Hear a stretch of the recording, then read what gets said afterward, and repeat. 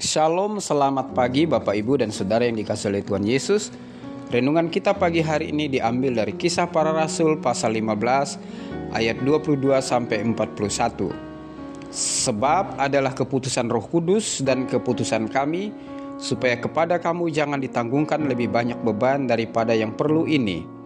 Kamu harus menjauhkan diri dari makanan yang dipersembahkan kepada berhala, dari darah, dari daging binatang yang mati dicekik, dan dari percabulan. Jikalau kamu memelihara diri dari hal-hal ini, kamu berbuat baik. Sekianlah selamat. Kisah Para Rasul pasal 15 ayat 28 sampai 29. Ini adalah bagian dari isi surat yang dibawa oleh Yudas sebagai utusan dari jemaat Yerusalem kepada jemaat Antiokhia. Ada dua jemaat besar dan bertumbuh pada masa gereja mula-mula. Jemaat pertama adalah jemaat di Yerusalem. Jemaat kedua adalah jemaat di Antiokhia. Jemaat di Yerusalem kebanyakan dipimpin oleh para rasul, terutama Petrus dan Yakobus. Dan kebanyakan jemaatnya berlatar belakang Yahudi, sehingga jemaat ini kental dengan tradisi Yahudi dan tetap memelihara hukum Taurat.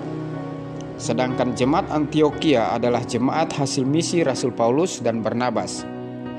Jemaatnya multi etnis. Jemaat Antiokhia sangat berkembang dan menjadi pusat misi Rasul Paulus. Ada konflik besar yang dihadapi jemaat Antiokhia, di mana beberapa orang Yahudi yang menjadi Kristen memaksakan diberlakukannya hukum Taurat dan sunat kepada mereka yang bukan Yahudi agar mereka dapat diselamatkan. Itulah sebabnya para rasul mengadakan sidang sinode pertama untuk menyelesaikan konflik yang amat tajam antara jemaat yang berlatar belakang Yahudi dan non-Yahudi. Keputusan sidang ini dibawa oleh Yudas, utusan jemaat di Yerusalem.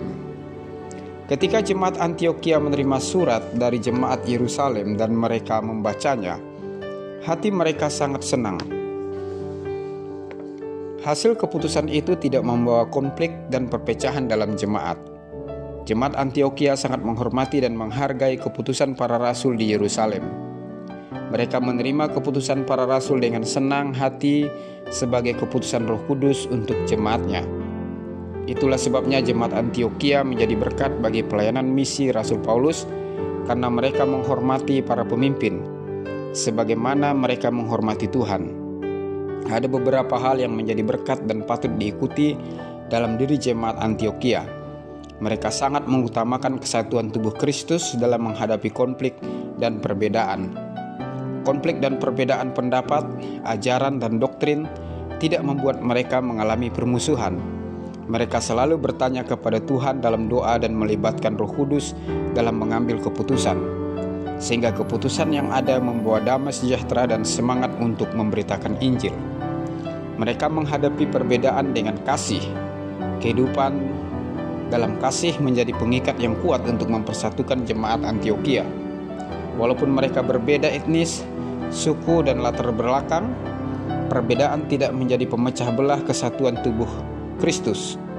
Tuhan bisa memakai setiap peristiwa, bahkan konflik sekalipun, untuk kemuliaannya.